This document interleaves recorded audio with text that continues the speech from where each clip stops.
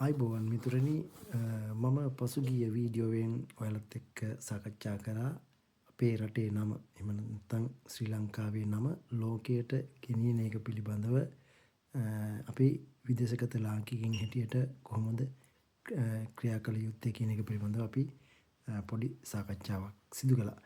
ඉතින් මම අද එම කාරණාවටම සම්බන්ධ වෙච්ච කාරණාවක් තමයි මේ වීඩියෝවෙන් ඔයාලත් එක්ක සාකච්ඡා කරන්න සූදානම් වෙන්නේ. අපි දන්නවා අපේ ලංකාවේ මේ වෙනකොට රාජ්‍ය මැදිහත් භාවයෙන් යුතුව මත්ද්‍රව්‍ය ඉතාමත් මුලින් උපුටා දැමීමේ කර්තව්‍යයක් සිදුවමින් පවතිනවා. ඇත්ත වශයෙන්ම ඒ ඉතාමත් හොඳ ප්‍රවණතාවයක් රජයක් හැටියට ලංකාවේ ඒ ඇති වී තිබෙන දුර්දාන්ත ව්‍යසනය අපේ රටෙන් තුරන් කිරීමට කටයුතු කරන එක පිළිබඳව අපි පුරවැසියන් හැටියට ඉතාමත් සතුටට ලක් වෙන කාරණාවක්. කුඩු එහෙම නැත්නම් හෙරොයින් එහෙම නැත්නම් අයිස් කියන මේ මත්ද්‍රව්‍ය මුලින් උපුටා දැමීම අනිවාර්යයෙන්ම කළ යුතු කාරණාවක්.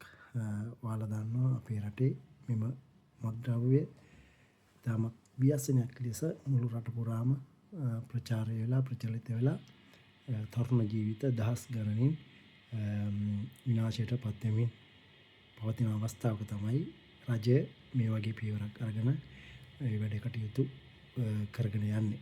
ඉතාමත් හොඳ ක්‍රියාවක් හැටියට එහෙම නැත්නම් රජයේ ඉතාමත් ප්‍රගතිශීලී ක්‍රියාවක් ලෙස මෙය අපිට හඳුන්වන්න පුළුවන්. හැබැයි මම අද කතා කරන්න යන්නේ මේ කුඩු ගැන නම් නෙමෙයි. අපි දන්නවා හැබැයි කුඩු වර්ග කීපයක් එහෙම නැත්නම් කුඩු වර්ග දෙකක් පිළිබඳව තමයි මම අද කතා කරන්නේ. ඒ කියන්නේ අපේ රටේ නම ලෝකයට ගෙනියන්න පුළුවන් කුඩු වර්ග දෙකක් ගැන. එකක් තේ කුඩු. අනිත් එක තමයි කුරුඳු කුඩු. එහෙම නැත්නම් සිනමන්. හරි.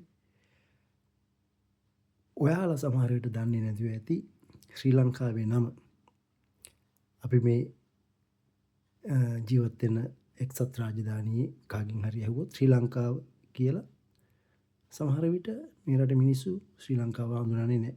හැබැයි සිලෝන් ටී කියලා කිව්වොත් ඒගොල්ලෝ අනිවාර්යයෙන්ම දන්නවා. ඒ කියන්නේ මැදි වයසේ පුද්ගලයන් සිලෝන් ටී කියන ඒ සන්නාමය ඉතාමත් හොඳින් අඳුනනවා. ඒ වගේම තමයි කුරුඳු එහෙම නැත්නම් සිනමන්. සිනමන් කියලා කියන්නේ ඉතාමත් ඉහළ තත්ත්වයේ සෞඛ්‍ය සම්පන්න ජීවිතයකට උපකාරී වන ද්‍රව්‍යයක් හැටියට තමයි හඳුනගෙන තියෙන්නේ. මේ විදේශගත වෙලා ඉන්න ශ්‍රී ලාංකිකයින්ට පුළුවන් අපේ රටේ තියෙන කුරුඳු සහ තේ විදේශයන් වල ප්‍රචාරය කරන්න. නැත්නම් අපේ රටේ නම මේ තේ කුඩු සහ එහෙම නැත්නම් තේ සහ සිනමන් කියන ද්‍රව්‍ය දෙක හරහා සන්නාමයන් හැටියට ලෝකයට ගෙනහිල්ලා අපේ රටේ නම ප්‍රචාරය කිරීමට අවස්ථාව ඉඩකඩ තියෙනවා. හැබැයි එක් කාරණාවක් තියෙනවා කියන්න අපි හොඳින් මෙම කාරණාව අවබෝධ කරගත යුතුයි. මොකද සමහර රටවල එහෙම නැත්නම් අපේ රටේ එම නිෂ්පාදන ද්‍රව්‍ය දෙකට තරඟකාරීත්වයක් ලබා දීමට වෙනත් රටවල් ඉදිරිපත් වෙනවා.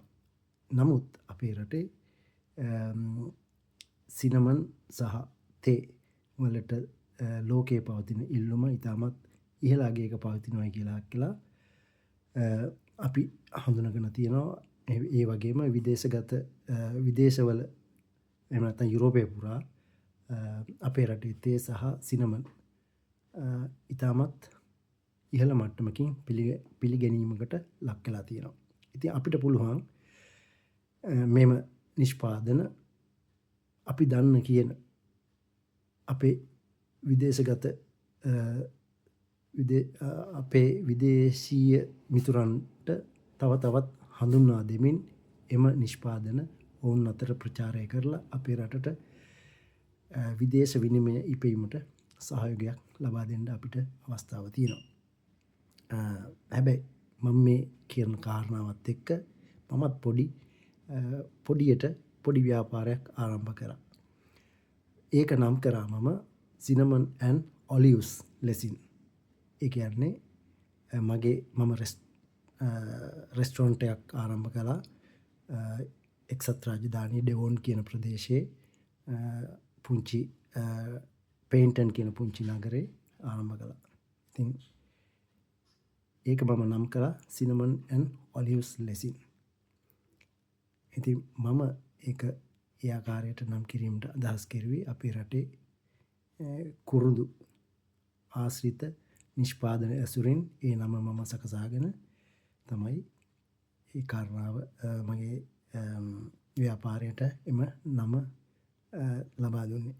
ඒ නිසා මගේ යටි අරමුණ තමයි අපේ රටේ දෙයක් ලෝකයට ලබා දීම. එහෙම නැත්නම් අපේ රටේ නම ලෝකයට ගෙන යාමට අරමුණු කරගෙන තමයි එලෙසින් මම cinnamon and olive ලෙසින් මගේ ව්‍යාපාරය නම් කෙරුවේ. ඉතින් ඔයාලටත් පුළුවන් ඔයාලගේ හැකියාවන්, දක්ෂතාවයන් සහ රටේ නම ලෝකෙට ගෙන යාමට හැකි ලෙස එම කාරණාවන් වලට අවධානය යොමු කරන්න කියලා මම ඉතාමත් කරුණාවෙන් ආයාචනය කරනවා. Thank you very much. ස්තුතියි.